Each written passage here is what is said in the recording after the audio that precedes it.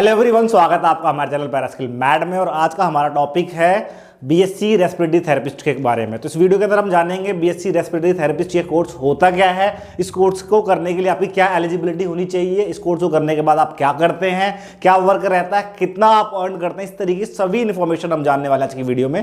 तो आज की वीडियो को स्टार्ट करने से पहले अगर आप हमारे चैनल पर नए हैं या ऑलरेडी आप हमारी वीडियोस को देखते आ रहे हैं तो हमारे चैनल को सब्सक्राइब करें, बेल आइकन जरूर दबाएं, बिकॉज यहाँ पे मेडिकल और पैरामेडिकल रिलेटेड वीडियोस आप तक टाइम टू टाइम लाते रहते हैं। तो चलिए बिना समय गवाए स्टार्ट करते हैं आज की वीडियो को। तो जैसा कि आप स्क्रीन पे देख सकते हैं, आज का हमारा टॉपिक है respiratory therapist course full details in 2025। Means आने वाला जो ईयर है, इस ईयर में आप इस कोर्स को किस तरीके से कर सकते हैं, कौन से एंट्रेंस एग्जाम देने हैं आपको, और इस सभी इंफॉर्मेशन इस वीडियो में हम जानेंगे। तो आप जैसे कि आप देख सकते हैं हाईएस्ट पेइंग मेडिकल कोर्स, तो इसको हम जस्टिफाई करेंगे इस वर्ड को कि अगर मैंने यहाँ पे मेंशन करा है कि हाईएस्ट पे मीन सबसे ज्यादा सैलरी आपको मिलती है, अर्निंग अच्छी होती है, तो उस पॉइंट को भी जस्टिफाई करेंगे कि किस तरीके से आप अच्छी तरीके से अर्न कर सकते हैं। अदरवाइज और ये सारी इंफॉर्मेशन हम जानेंगे और ये कोर्स करके कमाए लाखों इवन करोड़ों भी कमा सकते हैं, इट डिपेंड्स अपॉन यू। तो समझते हैं ठीक है हर एक पॉइंट्स को। तो देखिए सबसे पहले हम समझते हैं जो ये रेस्पिरेटरी थेरेपिस्ट होते क्या हैं। तो सबसे पहला क्वेश्चन हमारा ये है कि रेस्पिरेटरी थेरेपिस्ट होते क्या हैं।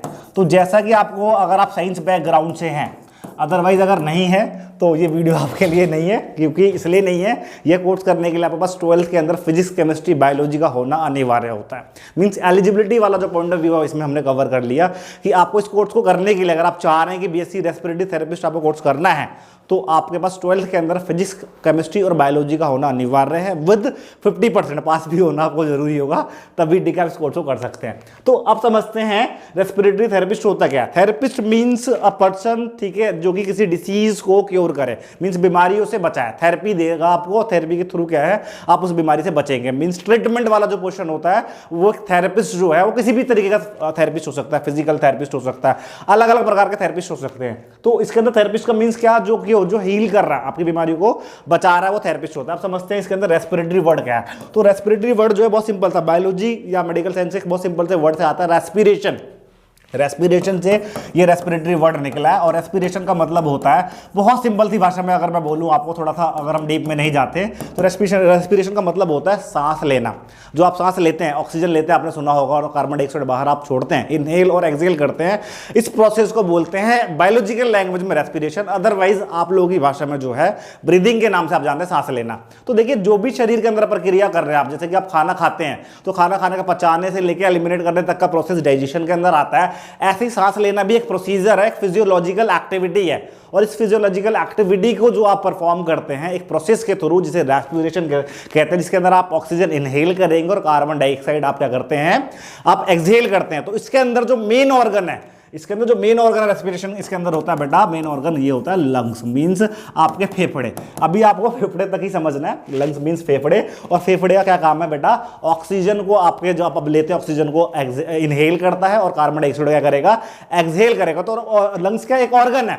तो इस ऑर्गन के अंदर कोई भी प्रॉब्लम आती है, कोई भी अगर लंग्स के अंदर कोई भी प्रॉब्लम आती है, एबनॉर्मेलिटीज आती है, फिजियोलॉजिकल एक्टिविटी जो है वो गड़बड़ होता है, तो उस रीजन में, उस कंडीशन में क्या है, आपको जो प्रॉब्लम लंग्स की आ रही है उस कंडीशन में आपका जो एक डॉक्टर है जो आपको ट्रीट करेगा, उस डॉक्टर, वो डिपार्टमेंट जो रहता है वो पल्मोनोलॉजी का होता है, और जो डॉक्टर इस डिसीज को, मींस लंग्स से रिलेटेड डिसीज को क्योर करेगा वो पल्मोनोलॉजिस्ट होते हैं। क्या होते हैं बच्चों, लंग्स से रिलेटेड जितने भी डिसीज बीमारी है, मींस आपके सांस की जो बीमारी जितनी भी है, बहुत सिंपल सी भाषा में अगर समझे तो, या फेफड़ों से रिलेटेड जितनी भी बीमारियां है वो पल्मोनोलॉजी डिपार्टमेंट में आता है, और जिसे जो उस डिसीज को क्योर करता है, जो स्पेशलिस्ट होता है, स्पेशलाइज्ड होता है इसके अंदर लंग्स के अंदर, वो क्या होता है, वो डॉक्टर्स कोई और नहीं, पल्मोनोलॉजिस्ट होते हैं। क्या होते हैं, पल्मोनोलॉजिस्ट होते हैं। उन लोग क्या बोलेंगे, पल्मोनोलॉजिस्ट। अब जैसे कि आपको मैंने बताया, इसके अंदर क्या है, आपको रेस्पिरेशन मींस ब्रीदिंग, सांस लेने की बीमारी वगैरह रहती है, तो इसको जो ट्रीटमेंट, जो क्योर है, वो क्या करता है, पल्मोनोलॉजिस्ट करता है। और इसी पल्मोनोलॉजिस्ट को जो असिस्ट करेगा, इसी पल्मोनोलॉजिस्ट को बच्चों क्या, जो असिस्ट करेगा, जो मदद करता है, हेल्प करता है अलग अलग प्रोसेस में, अलग अलग थेरेपीज में, वो कोई और नहीं आप लोग होते हैं, और आप जाने जाते हैं रेस्पिरेटरी थेरेपिस्ट के नाम से। और ये रेस्पिरेटरी थेरेपिस्ट को करने के लिए आपको एक कोर्स करना पड़ता है, बहुत प्यारा सा। उस कोर्स का नाम है बीएससी रेस्पिरेटरी थेरेपिस्ट। तो अब भी हमने समझ लिया बीएससी रेस्पिरेटरी थेरेपिस्ट होते क्या। मुझे आशा है कि आपको बहुत सिंपल सी भाषा में अगर आप इसको समझ चुके होंगे। इस वीडियो को आगे बढ़ाने से पहले अगर आप हमारे चैनल पे अगर मेडिकल स्टूडेंट है या पैरामेडिकल स्टूडेंट्स है, या इन फ्यूचर आप मेडिकल पैरामेडिकल स्टूडेंट होने वाले हैं, तो पैरास्किल मैट के नाम से आपको प्ले स्टोर के ऊपर एप्लीकेशन मिल जाएगा, अदरवाइज लिंक जो है वो डिस्क्रिप्शन बॉक्स में दे देंगे। अगर आप iOS या लैपटॉप वगैरह यूज करते हैं तो आप www.paraskillmat.com पे जाए, वहां पे जाकर अपने से रिलेटेड कोर्सेज को चेक करें, अगर समझ में आता है तो आप एनरोल करें। अल्टीमेटली पैरास्किल मैट का सिंपल सा एक इंटेंशन या उद्देश्य है कि आप ज्यादा से ज्यादा आप नॉलेज को ग्रैब करें, सो दैट आप एकेडमिकली और कॉम्पिटिटिवली अपने फ्यूचर को अच्छा सिक्योर कर सके, बेस्ट बना सके। तो ये हमारा इंटेंशन रहता है। बाकी बढ़ते हैं, आते हैं अपने कोर्स की ओर। तो हमारा कोर्स बीएससी रेस्पिरेटरी थेरेपिस्ट, तो बीएससी रेस्पिरेटरी थेरेपिस्ट को करने के लिए एलिजिबिलिटी मैंने आपको बता दिया। 12th के अंदर आपको फिजिक्स, केमिस्ट्री, बायोलॉजी का होना अनिवार्य होता है और कम से कम आपका 50% आपके मार्क्स होने चाहिए, तो जाकर आप इस कोर्स को कर सकते हैं। अब क्वेश्चन ये उठता है कि सर इस कोर्स को करने के लिए क्या एडमिशन प्रोसीजर रहता है, किस तरीके से आप ले सकते हैं। तो देखिए एडमिशन प्रोसीजर की अगर मैं बात करूं तो 2 तरीके से इसके अंदर आप एडमिशन ले सकते हैं।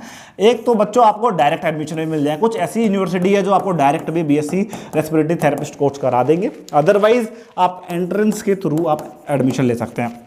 पर बच्चों मैं आपको ये बताना चाहूँगा, अगर आप बीएससी रेस्पिरेटरी थेरेपिस्ट करना चाह रहे हैं, आप चाह रहे हैं कि इसी में आपको फ्यूचर बनाना है, तो एंट्रेंस को आप प्रेफर करें। एंट्रेंस जो है, आप एंट्रेंस का मतलब होता है एक एग्जाम जिसको क्वालिफाई करके आप उस कोर्स के अंदर एनरोल हो सकते हैं। और एंट्रेंस अब कौन लेगा, ऑब्वियसली बात है प्राइवेट यूनिवर्सिटीज जो है वो भी लेती है, ऐसी बात नहीं कि नहीं लेती है, लेकिन the thing is government organisation अगर एंट्रेंस ले रही है, अगर आप वहाँ क्वालिफाई करके जा रहे हैं तो आपको उस हिसाब से फैसिलिटीज वगैरह देखने को मिलती है। और फैसिलिटीज मिलेगी मीन्स आपको वो स्टडी मिलेगा, वो एजुकेशन मिलेगा, वो एकेडमिक सपोर्ट मिलेगा, तो अल्टीमेटली आपकी पढ़ाई अच्छी होगी और कल को आप आगे जाके अपने फ्यूचर में काफी बेस्ट कर सकते हैं। इंटरव्यू वाले पॉइंट पे या रिटर्न एंट्रेंस एग्जाम वाले पॉइंट में आप वहां जो है बच्चों काफी बेस्ट कर सकते हैं, तो ये आपके लिए काफी अच्छा ऑप्शन रहता है। तो एंट्रेंस जो है, अगर मैं कुछ अच्छे ऑर्गेनाइजेशन का नाम बताऊं आपको, तो एम्स जैसा ऑर्गेनाइजेशन है, all India institute of medical science, जो कि आपको बीएससी रेस्पिरेटरी थेरेपिस्ट जो है ये कोर्स कराता है, तो बीएस एम्स को आप रेफर कर सकते हैं। अदरवाइज जिपमर वगैरह ऑर्गेनाइजेशन है, यहाँ से आप कर सकते हैं, ठीक है, या पीजीएमआईआर वगैरह, ये कुछ बेस्ट ऑप्शंस है जहाँ पे आप एंट्रेंस एग्जाम सेंट्रल के एग्जाम देके आप वहाँ पे एडमिशन ले सकते हैं। अदरवाइज आप जिस भी स्टेट से बिलोंग करते हैं वहाँ पे आप देखिए, चेक करिए, जो भी आपके बेस्ट ऑर्गेनाइजेशन से उनके एंट्रेंस एग्जाम देके इस कोर्स के अंदर आप एडमिशन ले सकते हैं। तो अभी हमने समझ लिया एडमिशन प्रोसीजर के बारे में कि किस तरीके से आप एडमिशन लेते हैं। डायरेक्ट और एंट्रेंस 2 मेथड होते हैं इसके अंदर। बच्चों प्रेफर जो करना है आपको, एंट्रेंस को प्रेफर करना है। लास्ट में आपको जब दिखता है कोई ऑप्शन नहीं रहता तो उस केस में आप जो है डायरेक्ट एडमिशन ले सकते हैं। तो एडमिशन प्रोसीजर के बारे में हमने जान लिया, एलिजिबिलिटी मैंने बता दी आपको। अब हम बात करते हैं इस कोर्स को करने के बाद, जैसे कि आपको पता है आपको एक रेस्पिरेटरी थेरेपिस्ट बनते हैं। सैलरी की बात करूं तो अगर आप as an fresher private sector में जाते हैं तो 25,000 रुपए से आपकी सैलरी स्टार्ट होती है और ये सैलरी 45-50,000 रुपए तक आपको देखने को मिलता है। गवर्नमेंट जॉब की बात करूं मैं अगर, तो गवर्नमेंट जॉब के अंदर बच्चों आपको 35,000 रुपए से आपकी सैलरी स्टार्ट होती है और ये सैलरी आपको 80,000 रुपए तक देखने को मिल सकता है। तो ये रही सैलरी की। बाकी ठीक है, जैसे जैसे आप देखिए सैलरी या इनकम को हम कैसे डिसाइड कर सकते हैं, जैसे जैसे आप किस तरीके से और किस तरीके के ऑर्गेनाइजेशन में आप काम कर रहे हैं। अगर बड़े ऑर्गेनाइजेशन में करेंगे तो उनका पे स्केल भी बड़ा देखने को मिलता है। अगर आप छोटे से ऑर्गेनाइजेशन में करोगे तो वहाँ पे स्केल आपको कम देखने को मिलता है। कितना एक्सपीरियंस आपके पास, कितना आपने टाइम दे दिया इस फील्ड को, इन सभी चीज़ों को देखते हुए जो है आपकी सैलरी अर्निंग इनकम जो है वो डिसाइड होता है। तो ऐसा कुछ नहीं कि ये फिक्स है, डिपेंड करता है किस तरीके के ऑर्गेनाइजेशन में कहाँ कर रहे हैं आप। इस सारी चीज़ों को, इन सब चीज़ों को देखते हुए जो है आपका इनकम जो है वो डिसाइड होता है। तो ये रही इनकम की बात। अगर मैं स्कोप की बात करूं तो बच्चों स्कोप इसके अंदर काफ़ी अच्छा स्कोप है आपके लिए। अब्रॉड अपॉर्चुनिटी या अब्रॉड ऑप्शंस काफ़ी अच्छा रहता है। आउटसाइड इंडिया से बाहर जो है काफ़ी अच्छा आपको स्कोप देखने को मिलेगा इसका। बाहर अगर किसी का सपना है कि इंडिया से बाहर उसको जॉब करना है तो उसके लिए बेस्ट ऑप्शन हो सकता है अब्रॉड ऑप्शंस। बाकी वर्क डिमांड की बात करूं तो आज के टाइम में काफ़ी आपको पता है, रिसेंट टाइम में अगर मैं आज की बात करूं तो आप समझ सकते हैं कि रेस्पिरेटरी डिसीज बीमारियां जो काफ़ी बढ़ रही है। थोड़ा सा मैं रिलेट करना चाहूँगा, जैसे कि आपने आजकल बहुत वर्ड सुन रहे होंगे आप, AQI लेवल बढ़ रहा है, पॉल्यूशन, एयर पॉल्यूशन का बहुत सुन रहे हो आपको। तो ये जो पॉल्यूशन है, जो जितने भी बुजुर्ग लोग हैं, जो बच्चे लोग हैं, इवन आप या मैं कोई भी हो सकते हैं, इनमें क्या है रेस्पिरेटर, जितने भी रेस्पिरेशन की जो प्रॉब्लम है, रेस्पिरेटरी डिसीज है, उनको बढ़ा रहा है। तो आपके फील्ड में अगर आपकी साइड से देखा जाए तो काम बढ़ रहा है और आपके लिए अपॉर्चुनिटी बढ़ रही है। ऐसा होना नहीं चाहिए, लेकिन अगर वर्क डिमांड की बात करा जाए तो वर्क डिमांड जो आपको देखने को मिलेगा। तो आप रिलेट कर सकते हैं, रिलेट करके आप समझ सकते हैं कि हाँ वर्क डिमांड रहता है। बाकी सैलरी की बात कर दी मैंने आपको, एडमिशन प्रोसीजर के बारे में बता दिया, एलिजिबिलिटी बता दी मैंने आपको, सभी इन्फॉर्मेशन ऑलमोस्ट जो है हमने आज की वीडियो में कवर कर लिया। स्टिल कुछ डाउट रह जाता है आपको कि sir BSc respiratory therapy course से रिलेटेड कुछ भी डाउट रह जाता है आपको, तो कमेंट बॉक्स में मेंशन करें।